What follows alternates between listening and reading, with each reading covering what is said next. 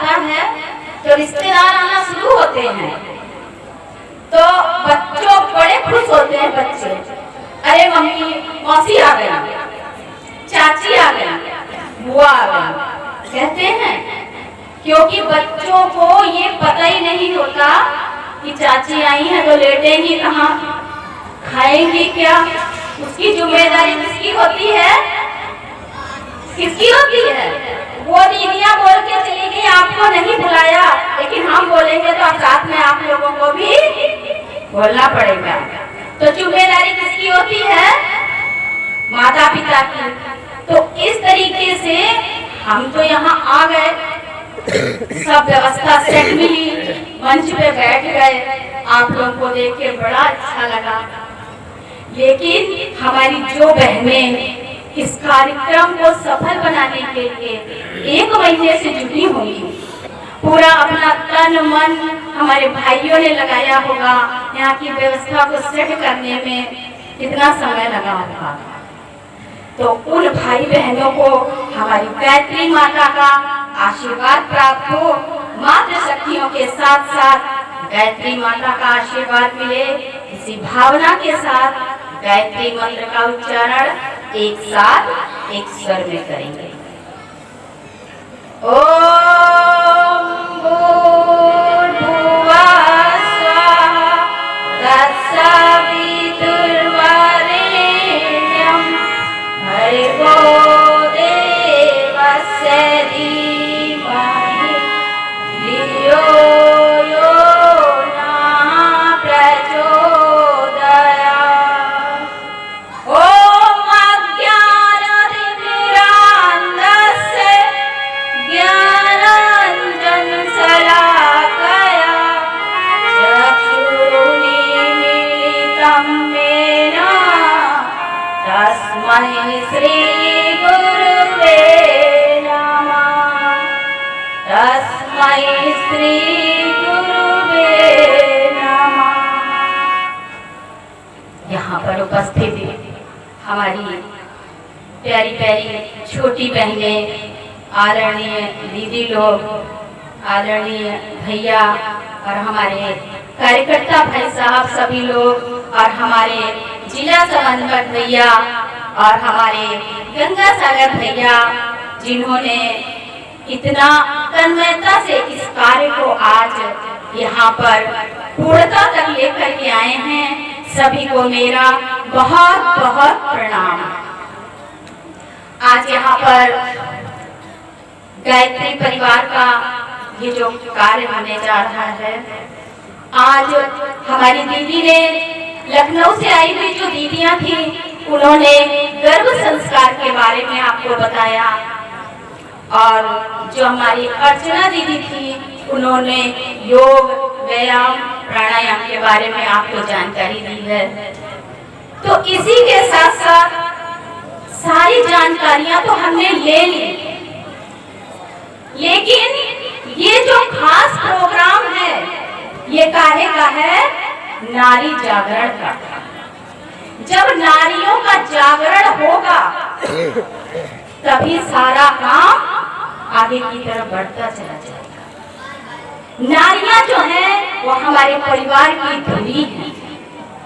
बहुत लोग कहते हैं कि भारत की नारियां पीछे हैं, तो उन्हें इतिहास पढ़ने की आवश्यकता है कि हमारे प्राचीन काल से लेकर के और आज के दिन तक कभी नारी पीछे नहीं रही। हर क्षेत्र में नारियां कंधे से कंधा मिला के चली हैं, चाहे वो सती होता और आज ये युग है। तब सत्य स्वरूपा सती माता थी, और आज भी वही ऊर्जा लेकर के बेटियां और माता हमारे बीच में बैठी हुई हैं। प्राचीन काल की हमारी महिलाएं थी, जिनमें इतनी शक्ति थी, इतनी सामर्थ्य थी कि सती अनुसुईया जैसी महान सती, जिन्होंने छोटे छोटे बच्चों के रूप में भगवान को परिवर्तित कर दिया था, वो नारी शक्ति थी, सीता शक्ति थी। दीदी आप यहाँ अपना स्थान ग्रहण कीजिए, मंच कुछ सूना लग रहा है। तो हमारी जो प्राचीन काल की महिलाएं थी, उनको देश, समाज, पुरुष को बदलने की क्षमता थी उनमें। क्या वो क्षमता हमें नहीं है?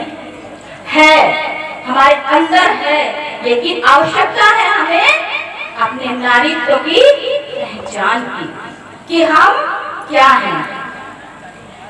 एक बहुत बड़ी सती हुई है, सती सावित्री को आप लोगों ने सुना होगा, सती अनुसुईया को सुना होगा कि भारत की शक्ति नारियों में वो शक्ति है जो मृत्यु से भी लड़ जाती है।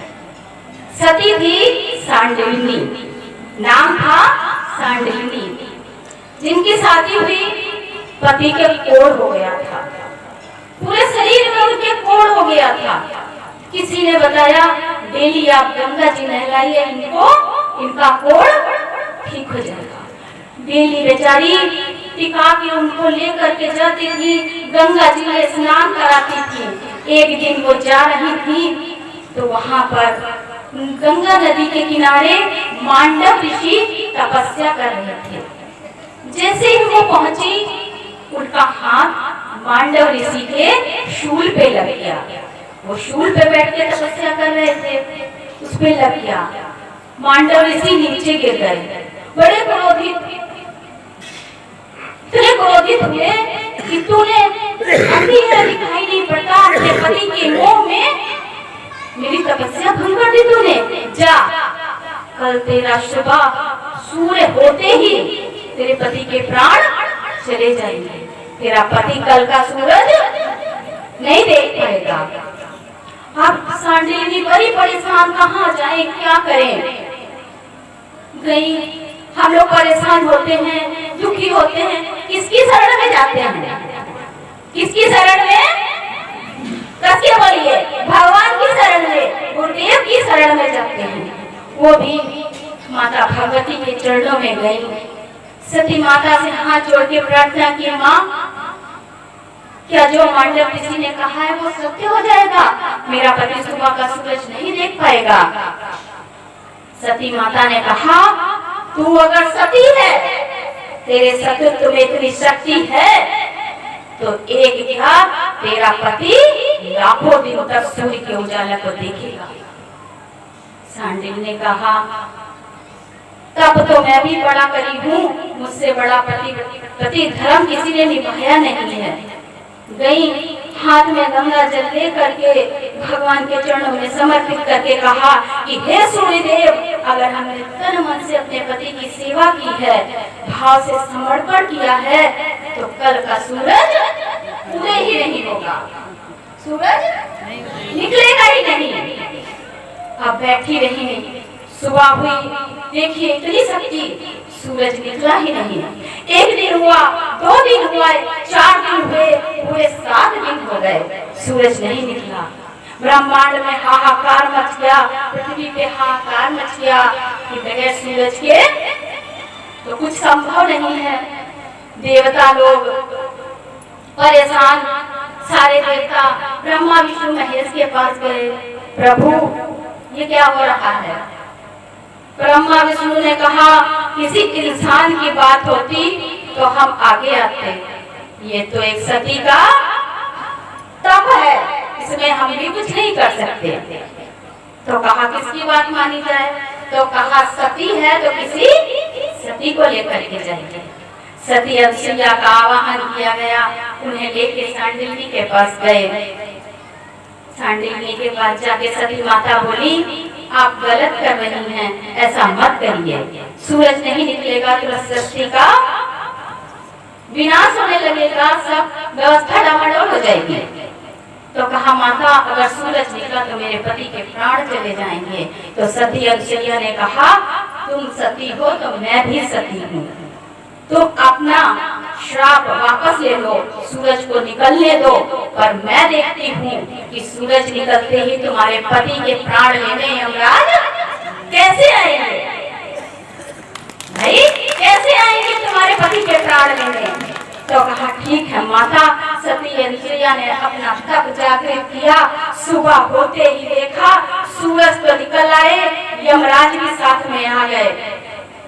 तो सती माता ने कहा फर्ज निभाइए अपना, ले जाइए इनके प्राणों को। यमराज नतमस्तक हो गए कि माता इतना बड़ा पाप मुझसे मत कराइए, आपके तप के आगे मेरा कर्म भी फीका है।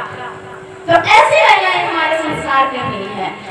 और जागो प्यारे बहनों जागो, अब समय नहीं है सोने का।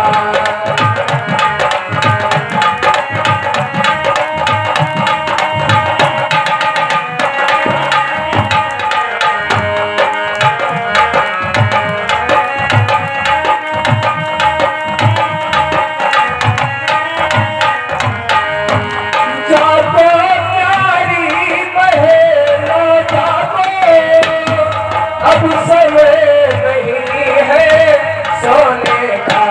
सोई सती को पहचानो, सोई सती को पहचानो, अब गया जमाना रोने का।